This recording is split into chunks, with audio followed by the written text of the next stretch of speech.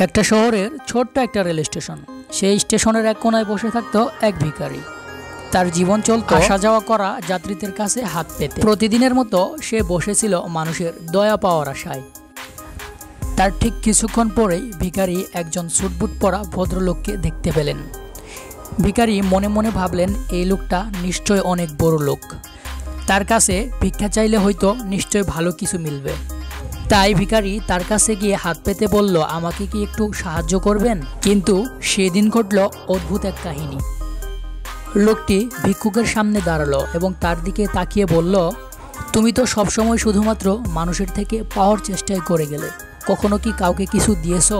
তারপর ভিখারির মুখ শুকিয়ে গেল এবং লোকটির দিকে তাকিয়ে বলল, আমি তো ভিখারি, আমার কাছে তেমন কিছুই নেই, আমি তাহলে কিভাবে অন্যকে কিছু দেব? ভদ্রলোক তাকে খুব সুন্দর করে বললেন, যদি কাউকে কিছু তোমার দেওয়ার ক্ষমতা নাই থাকে তাহলে কারো থেকে কোনো কিছু পাওয়ার অধিকারও তোমার কাছে নেই। লোকটি বললেন, আমি একজন ব্যবসায়ী, আমি শুধুমাত্র লেনদেন বুঝি, কিছু যদি দাও তাহলেই কিছু পাবে। লোকটি আরো বললেন, যদি তোমার কাছে আমাকে দেওয়ার মতো কোনো কিছু থাকে তাহলে তার বিনিময়ে আমিও তোমাকে কিছু দিতে পারবো, শুধু চেয়ে গেলে আমি কাউকে কিছু দিতে পারি না। এই কথাগুলো বলার পরপরই লোকটি ট্রেনে উঠে চলে গেল। তবে কথাগুলো যেন ভিখারির হৃদয়ে গেঁথে গেল।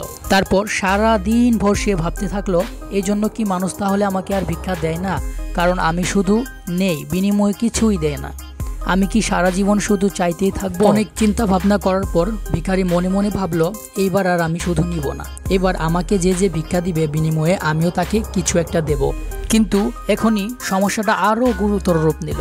ভিখারি মনে মনে ভাবতে শুরু করলো, আমার কাছে তো তেমন কিছুই নেই, তাহলে আমি মানুষকে কি এমন দিতে পারি? আর থাকলেও বা কি এমন দিতাম আমি মানুষকে? ভিখারির এগুলো ভাবতে ভাবতেই প্রায় 2-3 দিন কেটে গেল। তৃতীয় দিন রেল স্টেশনে ভিক্ষা করার সময় লোকটি স্টেশনের কাছে বেশ কিছু ফুল গাছ দেখতে পেল। ফুলগুলোকে দেখা মাত্রই ভিক্ষুকটি সিদ্ধান্ত নিল, যারা তাকে ভিক্ষা দিবে তার বিনিময়ে সে প্রতিদিন একটা করে ফুল দেবে। যেই কথা সেই কাজ। সেই দিন থেকেই ভিক্ষুকটি রাস্তার ধারে সেই ফুলগুলো সংগ্রহ করতে লাগলো এবং যারা তাকে ভিক্ষা দেয় তাদের প্রত্যেককে সে কিছু ফুল উপহার দেয় এবং লোকেরাও তার দেওয়া ফুলগুলো হাসি মনেই নিতে লাগলো। এবার পূর্বের তুলনায় ভিক্ষুকটি অনেক বেশি ভিক্ষা পেতে শুরু করলো। পাশাপাশি সে এটাও বুঝতে পারলো, যতক্ষণ তার কাছে ফুল থাকে ততক্ষণই সে খুব বেশি পরিমাণে ভিক্ষা পায়, আর যখনই ফুলগুলো শেষ হয়ে যায় তখনই তার ভিক্ষার পরিমাণটাও কমে যায়। তারপর অনেক দিন কেটে যাওয়ার পরে ভিক্ষুকটি সেই স্টেশনেই সেই স্যুটবুট পরা লোকটিকে দেখতে পেল এবং দৌড়ে গিয়ে সামনে বলল, আজ নিশ্চয়ই আপনি আমাকে ভিক্ষা দিবেন, কারণ আজ আমার কাছে আপনাকে দেওয়ার মতো কিছু আছে। আরও বলল, আজকে যদি আপনি আমাকে ভিক্ষা দেন তাহলে আমি অবশ্যই আপনাকে কিছু ফুল দিব। ভিখারির কথা শুনে সেই লোকটি তাড়াতাড়ি কিছু টাকা বের করে দিল এবং ভিখারিও তার বিনিময়ে তাকে কিছু ফুল দিল। তারপর সেই স্যুটবুট পরা মানুষটি বলে উঠল, বাহ, তুমিও দেখি আমার মতো একজন বিজনেসম্যান হয়ে উঠেছ। এই কথাটি বলার পরপরই লোকটি সেই স্থান থেকে চলে গেল।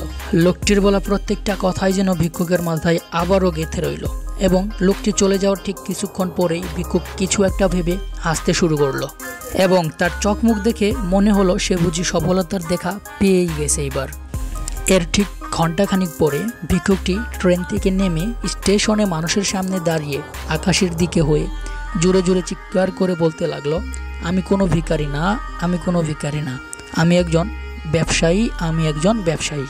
তার কথাগুলো শুনে স্টেশনে থাকা সকল লোকগুলো ভাবতে থাকলো, ভিখারিটা বুঝে এবার পাগল হয়ে গেছে। এরপর আর কোনোদিনই সেই স্টেশনে ওই ভিক্ষুকটিকে দেখা যায়নি, কারণ তার ঠিক 6 মাস পরে ভিক্ষুক অল্প অল্প করে টাকা জমিয়ে একটি ফুলের দোকান দিয়ে দিয়েছিল এবং সে নিজেও ভিক্ষুক থেকে একজন বিজনেসম্যানে রূপান্তরিত হয়। তো গাইস, এই গল্প আমাদের এটাই শিক্ষা দেয় যে যদি তুমি শুধুমাত্র মানুষের থেকে পাওয়ার চেষ্টাই করে যাও তাহলে তুমি কখনোই একজন সফল ব্যক্তি হয়ে উঠতে পারবে না। একজন সফল ব্যক্তি হতে হলে অবশ্যই তোমাকে গিভ অ্যান্ড টেকের নিয়মটা বুঝতে হবে। তো আজকের মতো আর কথা না বাড়িয়ে এখানেই শেষ করছি। দেখা হবে নতুন কোনো ভিডিওতে। সেই পর্যন্ত সকলে সুস্থ থাকবেন, ভালো থাকবেন।